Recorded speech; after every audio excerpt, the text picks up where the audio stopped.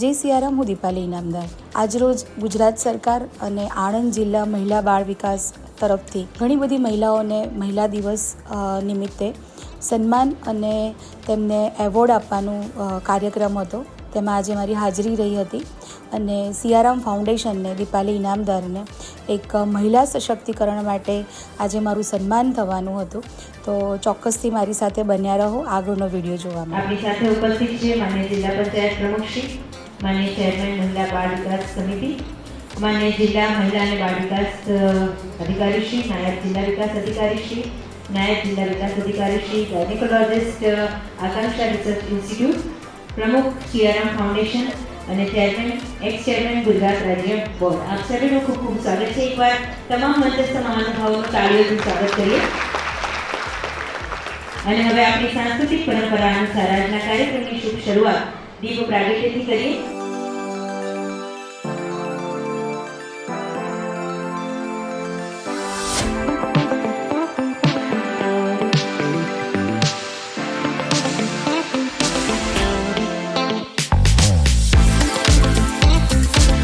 મહિલા દિવસ નિમિત્તે યોજાયેલ મહિલા સંમેલનમાં હું નિલેશ ચોરીબા, મહિલા બાળ અધિકારી તરીકે આપ સૌનો જિલ્લા વહીવટી તંત્ર વતી હૃદયપૂર્વક આવકારું છું.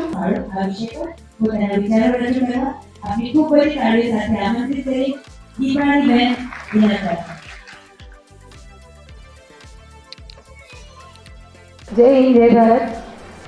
અહીંયા મંચ પર ઉપસ્થિત આપણા બધાના લોકલાડીલા એવા જિલ્લા પંચાયત પ્રમુખ શ્રી હસમુખભાઈ પટેલ તેમજ આપણા બધાના ચહિતા એવા મહિલા બાળ વિકાસ અધિકારી નિલેશ્વરી બા ઝાલા અને ઘણા બધા જે મંચસ્થ અનુભવો છે એમને મારા નમસ્કાર છે. સૌથી પહેલાં હું મારું ઇન્ટ્રોડક્શન આપી દઉં કે મારું નામ દીપાલી ઇનામદાર છે અને હું સિયારામ ફાઉન્ડેશનની ફાઉન્ડર છું. આણંદના ઘણા બધા એવા નાના નાના ગામોમાં કે જ્યાં મહિલાઓ માટે અને બહેનો માટે નિઃશુલ્કમાં કૌશલ્ય કેન્દ્ર, તાલીમ કેન્દ્ર અને જે મહિલાઓ શિક્ષિત નથી એવી મહિલાઓ માટે એક રોજગારનું આયોજન અને એવી તાલીમ કેન્દ્ર સિયારામ ફાઉન્ડેશન પૂરું પાડે છે.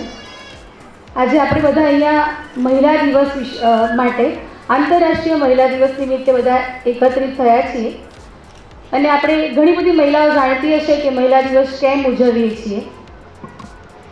આજથી લગભગ 100 વર્ષ પહેલાં અમેરિકામાં, ન્યુયોર્કમાં જ્યારે મહિલાઓને સમાન વેતન, સમાન અધિકાર અને એક સમાન હક નહોતા મળતા ત્યારે ત્યાંની સ્ત્રીઓએ એક ઝુંબેશ ચલાવી હતી. તેઓ રસ્તા ઉપર આવ્યા હતા અને ત્યારબાદ 1910માં જર્મનીના નેતા ક્લારા ઝેટકીને મહિલા દિવસ ઉજવવા માટેનો એક ઝુંબેશ ચલાવી હતી. હું એમ ઈચ્છીશ કે મહિલાઓને જો આપણે 3 ગેવ આપીએ તો મહિલા નહીં, આ સમાજ અને આ દેશ ખૂબ આગળ વધે. જે 3 ગેવ છે, સૌથી પહેલો તો મહિલાઓને એજ્યુકેશન આપવામાં આવે, દીકરીઓને એજ્યુકેશન આપવામાં આવે. બીજું ગીવ છે કે એમને સેફટી આપવામાં આવે અને ત્રીજું ગીવ છે દરેક મહિલાને લીડરશિપ મળવી જોઈએ. જો આ 3 ગીવ આપણે મહિલાઓને આપીએ તો હું માનું છું કે આ સમાજ અને આ દેશ ખૂબ સમૃદ્ધ થઈ જાય. અને આ ગુજરાતની આપણી ઘણી બધી એવી નારીઓ છે જેના વિશે હું આજે વાત કરીશ કે આ ગુજરાતે ઘણી બધી સફળ નારીઓ આપી છે કે જેમણે આ ગીવ ટુ ગેવનું એક આ જે વાક્ય છે એને પૂરું સાર્થક પાડ્યું છે. જેમાં સૌથી પહેલું નામ છે ઈલાબેન ભટ્ટનું કે જે ગુજરાતની એવી સફળ નારી છે કે જેમણે સ્ત્રીઓ માટે ઘણી બધી ઝુંબેશ લડેલી છે.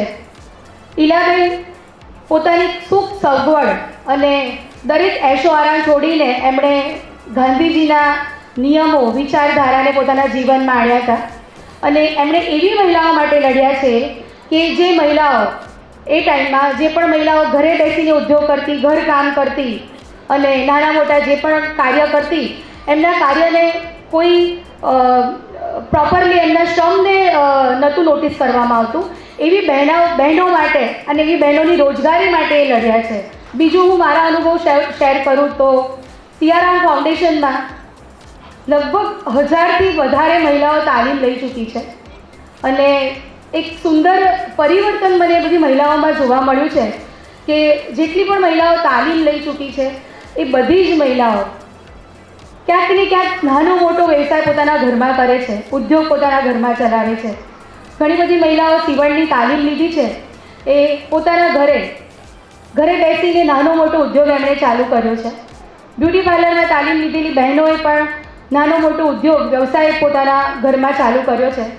આ બહેનો માટે હમણાં થોડાક દિવસો પહેલાં જ સિયારામ ફાઉન્ડેશન દ્વારા મહિલા દિવસની ઉજવણી કરવામાં આવી હતી અને ત્યારે ઘણી બધી મહિલાઓએ આમાં ભાગ લીધો હતો અને ત્યારે મને ખૂબ આનંદ થયો આ જાણીને કે જે મહિલાઓ ઘરની 4 દિવાલમાંથી બહાર નથી આવતી એ મહિલાઓએ પોતે એટલા બધા સરસ સ્ટોલ લગાવ્યા અને એટલો આત્મવિશ્વાસ એમનો બિલ્ડઅપ થયો. અને જ્યારે એમણે મને કીધું કે મેડમ હવે અમે પણ કમાઈએ છીએ, ત્યારે મને ખરેખર મારા કરેલા કાર્યો ઉપર ખૂબ આનંદ થયો કે હું ક્યાંક ને ક્યાંક આવી મહિલાઓ માટે કામ કરી રહી છું ને એ કામ મારું સફળ થઈ રહ્યું છે.